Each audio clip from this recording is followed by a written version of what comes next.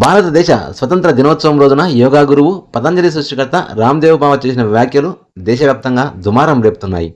రామ్దేవ్ బాబాను బీజేపీ సపోర్టర్గా భావించడం కాకుండా సనాతన ధర్మ పరిరక్షకులుగా పరిగణిస్తున్నారు. కాక్రోచ్ జనతా పార్టీ నాయకులు ప్రభుత్వాన్ని ప్రశ్నించడం దేశ సంస్కృతిని పాడు చేయడమేనంటూ కొద్ది రోజుల క్రితం రామ్దేవ్ బాబా వ్యాఖ్యానించారు. ఈ వ్యాఖ్యలకు సీజేపీ వ్యవస్థాపకులు అభిజిత్ దీప్కే సమాధానమిస్తూ, విద్యార్థులు తమ జీవితాల కోసం చదువుల కోసం పోరాటం చేయడం తప్పైతే మేము సంస్కృతిని పాడు చేసినట్లేనని, పతాంజలి ఉత్పత్తుల్లో నాణ్యత లేదంటూ సుప్రీంకోర్టు ఆదేశం ఇచ్చిందని, వాటిని బ్యాన్ చేయాలంటూ చేసిన కామెంట్స్ రామ్దేవ్ బాబాకు భవిష్యత్తులో ఇబ్బందులు తప్పమనిపించిందేమో కానీ కాక్రోచ్ పార్టీ డిమాండ్లు, పార్టీ సిద్ధాంతాలకు అనుగుణంగా స్వతంత్ర దినోత్సవం రోజున సంచలన వ్యాఖ్యలు చేశారు. దేశవ్యాప్తంగా గందరగోళ పరిస్థితులు నెలకొన్నాయని, ఉపాధ్యాయులు లేరంటూ పిల్లలు గోల చేస్తున్నారని, మోసాలు విపరీతంగా జరుగుతున్నాయని, ప్రశ్నాపత్రాలు లీక్ అవుతున్నాయంటూ వ్యాఖ్యానించారు. रामदेव बाबा చేసిన వ్యాఖ్యలు ప్రస్తుతం రాజకీయంగా అంతర్గతంగా దుమారం రేపుతున్నాయి.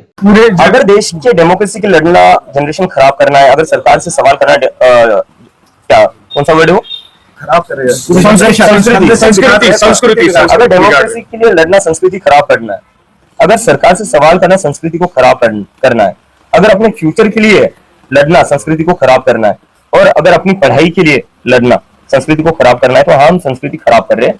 और मैं कहना चाहूंगा बाबा रामदेव जी से कि सर, पतंजलि के जो पोल्ट्री प्रोडक्ट्स बन रहे हैं ना, वो जो खराब हो रहे हैं, पहले उस पर ध्यान दीजिए. उस पर तो सुप्रीम कोर्ट भी बोल रही है इनको बैन कर दो.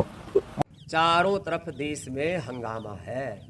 छोटे छोटे स्कूल कॉलेजों से बच्चे निकल रहे हैं कि हमारे यहाँ टीचर नहीं है, हमारे यहाँ लाइट नहीं है, हमारे यहाँ पानी नहीं है, हमारे यहाँ शौचालय नहीं है, हमारे यहाँ टीचर है तो किताबें नहीं है, किताबें हैं तो टीचर नहीं है, और टीचर है तो पढ़ाई में नकल हो जाती है, कहीं पेपर लीक हो जाता है, और पेपर पास भी कर लिया, 10वीं 12वीं का बोर्ड एग्ज़ाम भी दे लिया, तो 10वीं 12वीं के जो एग्ज़ाम के मार्क्स हैं कहीं जुड़ते ही नहीं है.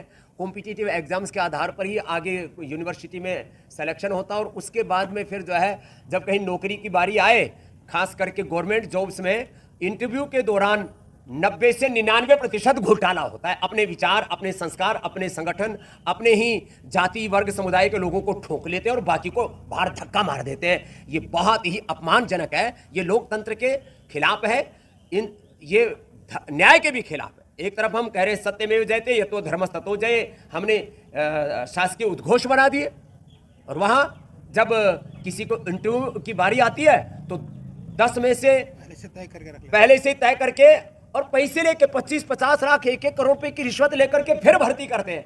अब ऐसे ही आंदोलन करना पड़ा तो देश कैसे चलेगा? इसलिए भाई सुधर जाओ, नहीं तो देश में आंदोलन और ज्यादा भी हो सकते हैं. आंदोलन के नाम पर मैं अराजकता, अनार्की का समर्थक नहीं हूं, लेकिन भाई ये बात तो जरूर है, देश में घपला भी बहुत है.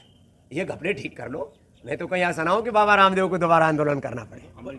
देश केवल कुछ राजनीतिक पार्टियों का नहीं है, देश केवल सत्ता पर काबिज लोगों का ही नहीं है, कुछ एमएलए एमपी या सीएम या पीएम का, प्रेसिडेंट का ही नहीं है.